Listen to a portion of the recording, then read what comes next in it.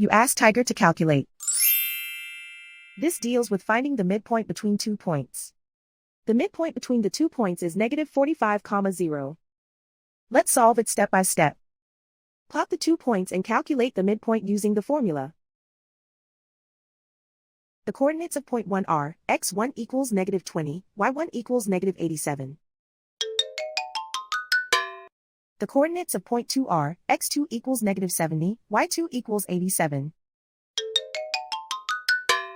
PM represents the midpoint of the 2 points.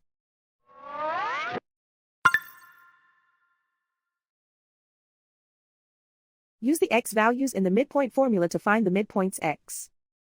x1 equals -20. x2 equals -70.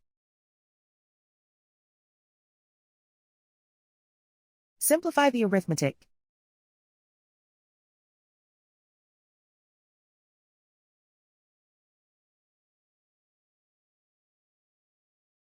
Use the y values in the midpoint formula to find the midpoints y.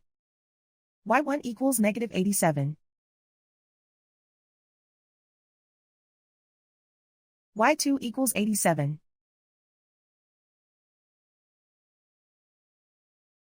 Simplify the arithmetic.